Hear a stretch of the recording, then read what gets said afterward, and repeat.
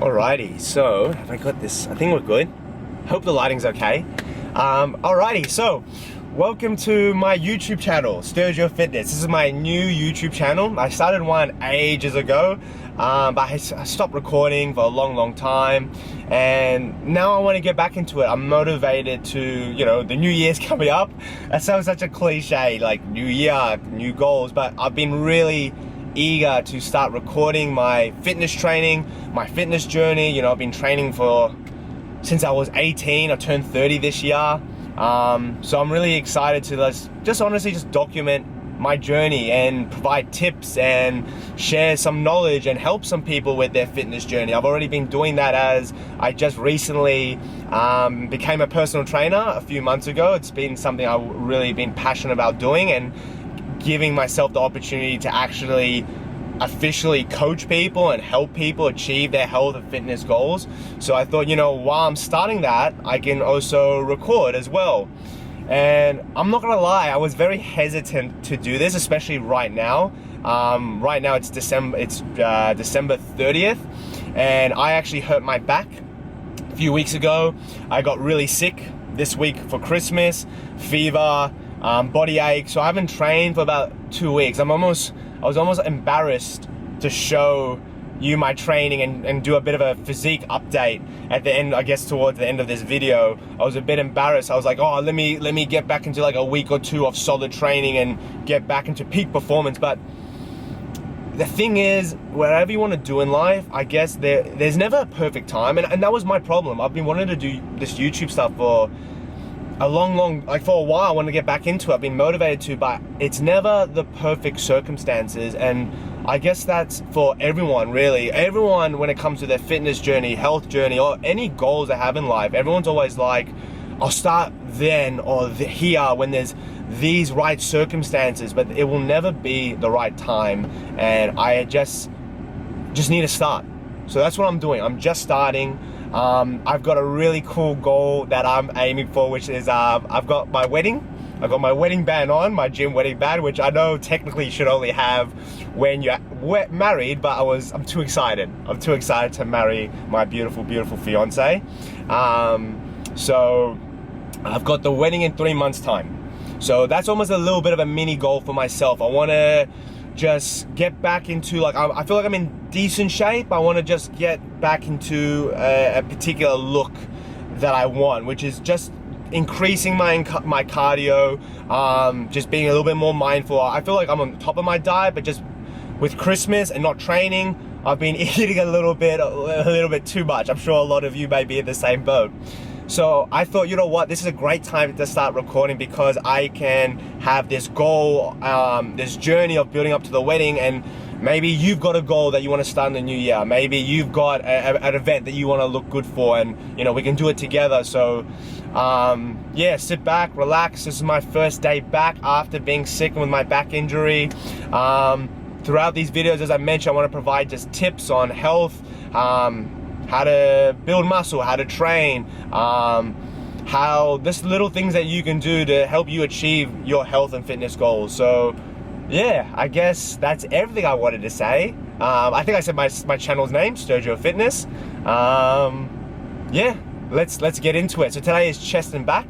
I do a 4-day split currently. That's what I've liked. I've experimented with different things. So yeah, let's get into this workout.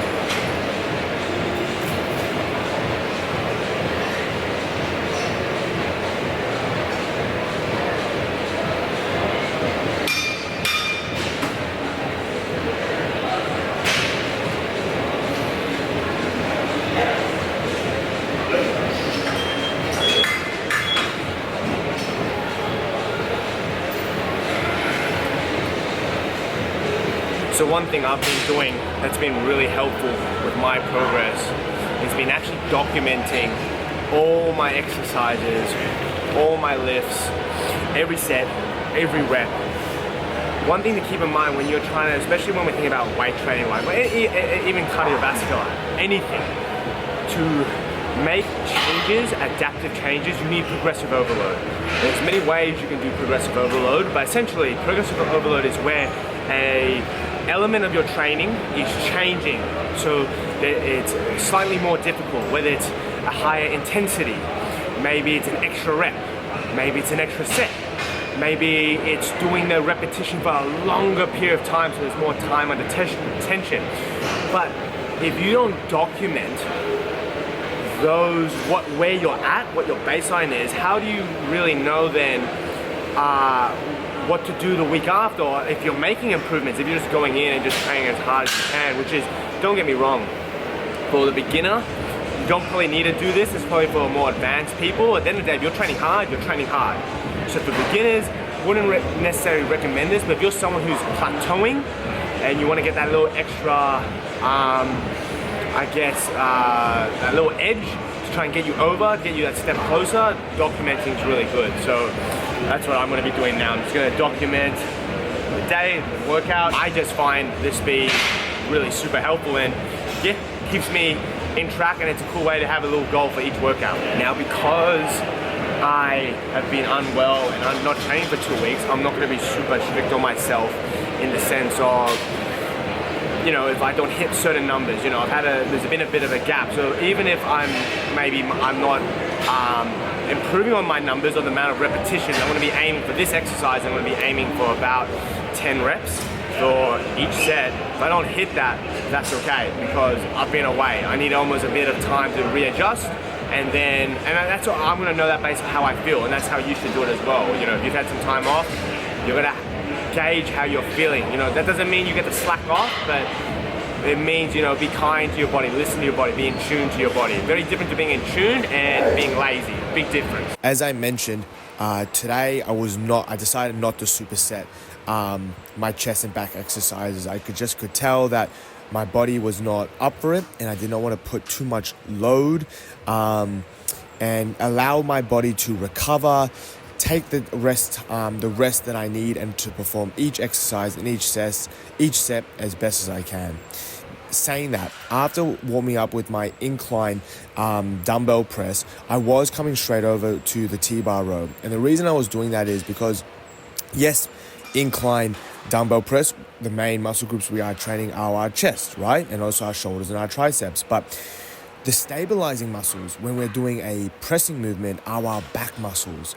So it's really important that when doing chest, doing some sort of back exercises, nothing crazy, just something to warm up those back muscles, can really support the chest to be stabilized, right? Because again, when we are doing our chest, our pressing movement, it's all those posterior muscles that are going to help us stabilize, especially when you see, you know, top power lifters and top weightlifters. They really activate those lats when they're doing their pressing movement. So it's really important, and it can be really helpful by doing a back exercise, a warm-up set, or just to wake up those muscles, can make your pressing that much better. It can help you get that extra rep. It can make you feel that little bit more secure. And if you're feeling more secure, more supported, you're going to get more benefit from your pressing movements, and that means, you know, more gains, right? So why not do that? So I think that's a really helpful tip. Before pressing or while you're pressing, incorporate just a few warm-up sets for some sort of back movement. I decided just to do the T-bar row because T-bar row is actually going to be my next back exercise. So it works out well that I'm warming up not only my back muscles or stabilizing muscles to help me with my pressing movements, but it's also preparing me for my next exercise, that being the T-bar row.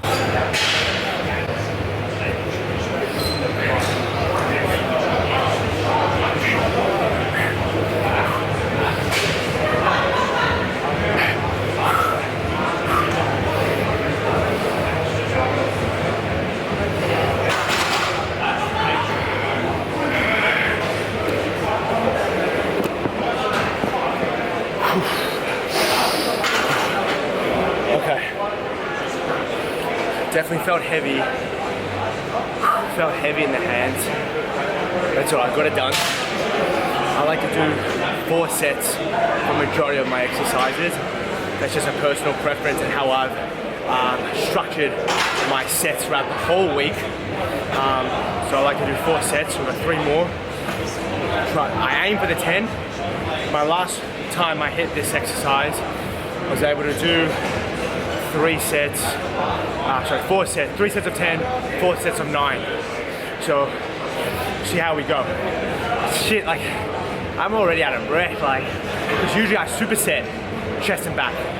But I knew, because I know how I feel after coming back with a fever, my cardiovascular system gets really hit. So I knew supersetting chest and back, not a good idea, and I can already tell, like, I'm already, to be fair, this is my first working set. Your first working set, you're always going to feel a little out of breath. It's almost like the body, there's a demand of oxygen. So your body is quickly trying to supply that oxygen to the muscles. So you're always going to feel a little bit out of breath at that first set. But I'm glad not supersetting, just listen to my body. Chest first, and then we'll switch between chest and back, chest and back. Yeah, let's see how we go with these next 3 sets, but feeling okay. Got a little bit of a pump, which is nice. Good to have that feeling back. This is my second set now, going into the incline dumbbell press. Now, for anyone who's wondering, right, there you can see very slowly and surely there's a woman approaching me, right, who's gonna just, it looks like just some random woman trying to help me. If anyone has watched from my first channel that I ever had, this is actually my mum. So, I don't know, we have such a weird connection with me and my mum. Like, it's not like we plan and say, hey, what time are you getting in the gym? Cool, I'll get there at the same time. Even though we're both on school holidays and we can train at any time we want, whether it's at 6 in the morning or 10 p.m, somehow, some way, shape or form, we always seem to be at the gym at the same time. I don't know if that's a mother-son connection or what, but yeah, it's not, I'm not gonna lie, it is helpful to have her, you know, be able to come in and help me with giving me a bit of a spot, because I can definitely tell in the previous clip, that was my second set, and this is my third set. As you can see, I'm not hitting those 10 reps. My body is shutting down on me. Again, I'm not surprised by this. This is expected, considering coming back from an illness, and I'm mentally okay with that. But as the workout progressed, I was feeling a little bit more flat about it. I wasn't feeling as positive. And you know what?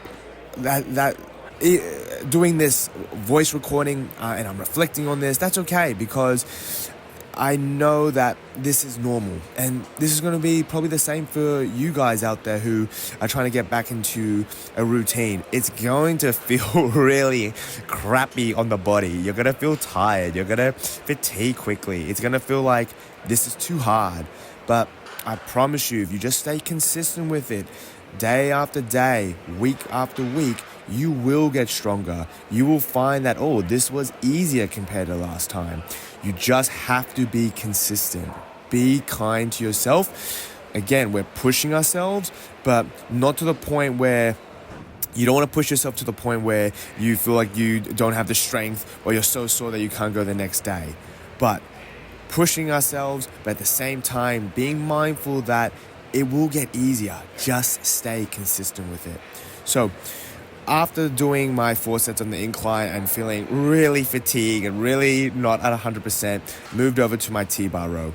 So I'm doing chest, back, and then I'm supersetting chest and back. So I'm doing the T-bar row here. So I've got my wrist straps. I always feel like wrist straps really help me just maintain my grip. And I'm really focusing on a nice explode on the top and then slow down. So I'm really making sure that the lowering phase is taking longer than what it takes me to lift the weight up. We know that controlling the weight slowly, especially on that lowering phase, really helps with muscle hypertrophy, right?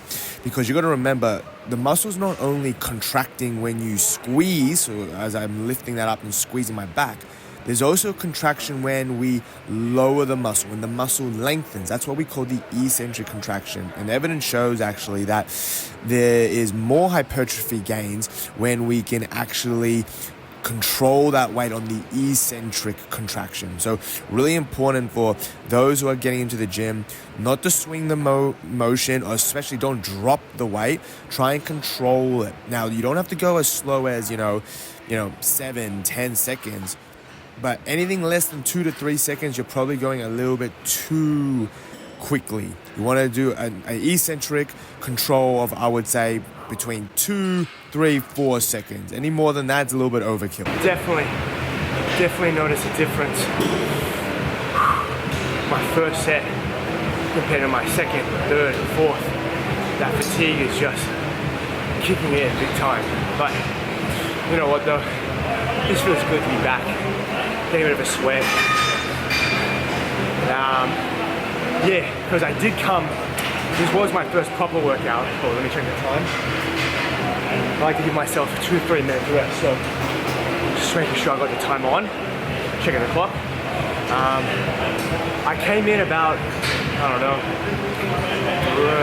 3 days ago, just to do a walk and just move a little. And I just felt really off. This workout I don't feel off, like physically, like I'm definitely feeling energy. I just feel like it's just giving out on me. Like I get to the 7th rep and I'm like, I don't have anything in the gas to kind of like grind and push that a little bit harder. But that's expected. So it's gonna be kind to myself. I know it's gonna take me, I know when I've experienced this illness before, having this kind of fever, it does take me a good 2 weeks before I feel like I can really push and I've got that high energy. But it's just good to be back. You gotta start somewhere. So yeah, good to be back in. That's two sets on T-bar row. We'll do 2 more, then we'll go back to our chest exercise. So moving on to my second chest exercise, I'll be honest, because I was feeling fatigued and honestly just tired, I didn't feel like doing a exercise that involved external weight. And when I mean external load, I should say. So when I talk about external load, this is load that comes from a dumbbell, barbell, anything that's not your body. So I wanted to do essentially a body weight exercise. Now, I didn't do normal push-ups because I find them honestly just a little bit too easy for myself, that I have to do a lot of reps to really take myself to that fatiguing point. But you got to remember, I've been doing push-ups since I was like 5-6 years of age, because I have a martial arts background. So I've done push-ups for a long time. And I've really mastered my form. And what I mean by that is, as you can even see when I'm doing this deficit push-up where I'm going through a really deep range of motion, I'm really trying my best to maintain a straight back. I'm really focusing on not letting my hips sag, but my chest is lowering towards the floor. So if I kept going, my chest should be touching the floor first. And that's what a lot of people, even with regular push-ups, fail to do. They lower their body where their hips touch the floor, where that's an easy way of doing push-ups. It's not the proper way to do push-ups or really put that tension on the chest, which is what we want, right? We're hitting our chest, we want to put the tension on there. So it's really important that when you're doing regular push-ups, you are maintaining a strong core, you're embracing your diaphragm, keeping it tight, and you are lowering your chest to the floor, not to your hips. So even again, me doing with these deficit push-ups, I'm really focusing on my hips up and maintaining a straight back. So the benefit of doing these deficit push-ups is just puts the muscle in a greater range of motion, especially in the lengthened position. So as you see me lowering, as I come way down, my chest is getting a full stretch and there's a lot of tension on that muscle. And as you can see, I'm going very slowly. I am not bouncing. I am not going quickly. You're going to ask for injuries, right? And then on top of that, you're not actually going to put the tension that we want on that muscle.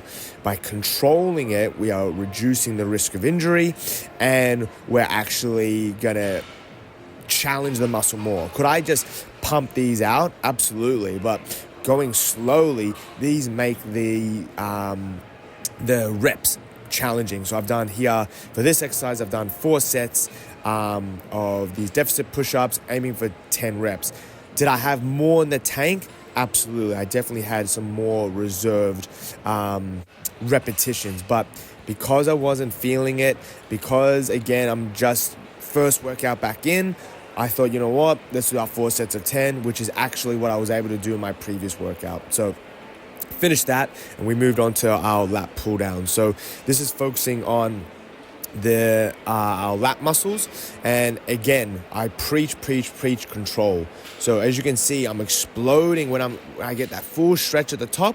I explode strong, but I get a squeeze at that bottom just for a split second, but then I'm slowly controlling the weight back up.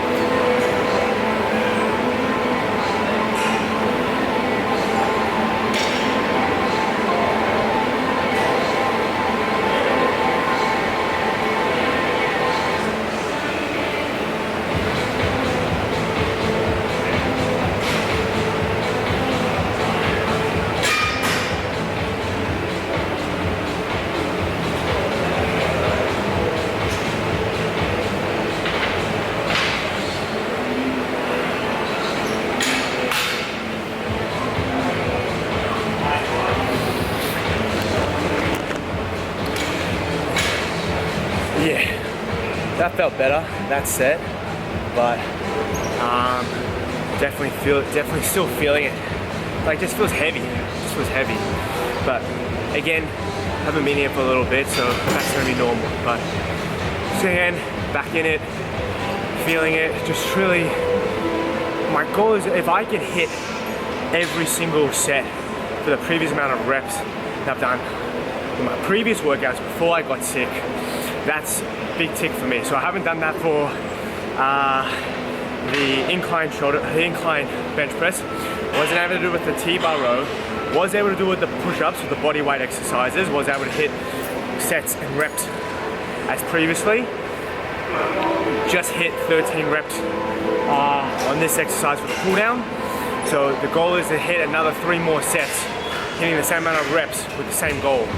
So let's see how I go. If we can get this in, that'll be good. And then we're gonna finish off with a super set with chest flies and like a upper trap kind of row.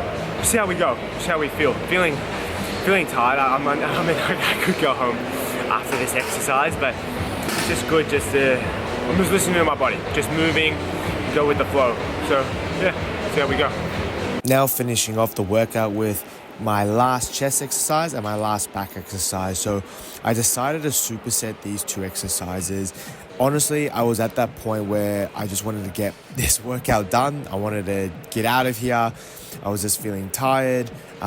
Even though I know I need to incorporate a bit of cardio, which I mentioned at the start of this video, I was so mentally just done that I was like, you know, Jace, get this finished and then let's just go home. So, and the reason I'm also supersetting these 2 exercises, I felt that they're a little bit not as compound. These exercises are a little bit more isolated, so I felt like they weren't as fatiguing on my musculoskeletal system, or my central nervous system. So I felt like by doing this exercise first, the incline or the low to high cable raise, resting a minute, and then going to the back exercise, resting a minute, and then repeating, I felt like I was able to do that efficiently, so just so I can get out of here a little bit quicker. That's the benefit of supersets. Supersets allow you to get your workouts done in a shorter period of time. So this is one of my favorite cable variations. I really feel that this hits my upper chest really well.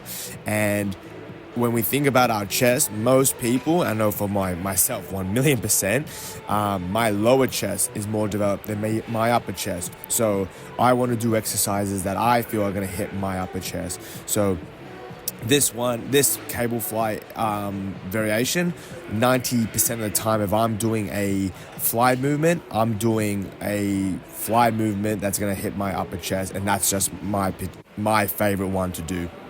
So, as I mentioned, hit that cable fly, rest a minute, and then come over to the next back exercise, which is a low to high row.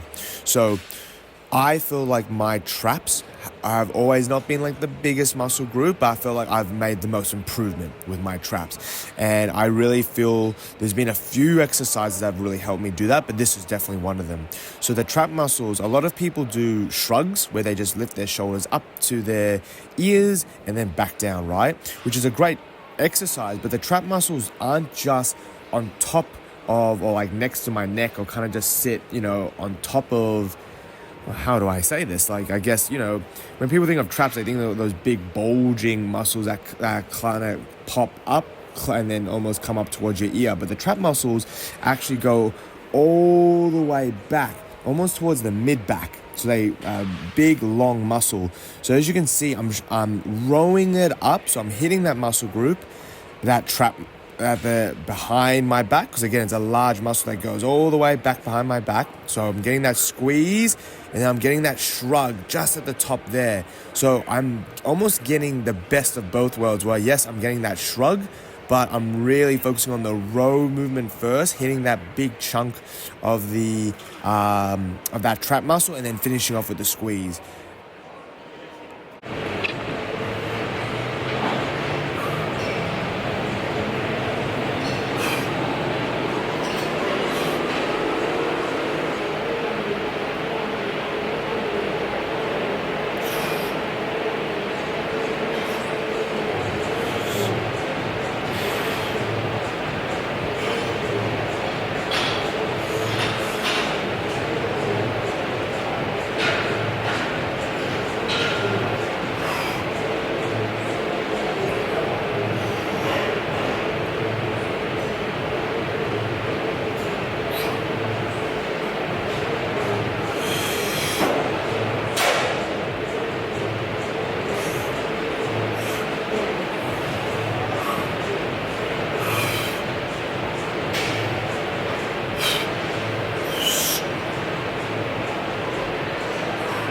Hang on, let me get this up. Hang on, a little higher, a little higher, a little higher. There we go. All right, so 2 weeks off. Definitely feeling a little off, but that's all right. We keep going, and we're gonna again try and get back in some consistency. So if anyone wants to kind of start their journey, let's do this together. Yes, I can't say I'm starting my journey, but 2025 journey, getting ready for the wedding, trying to get back into some routine. You might want to try and create a new routine for yourself. Let's do this together, Or maybe you just want to watch. Whatever you want to do. Hope you enjoy the video, and yeah, until the next one.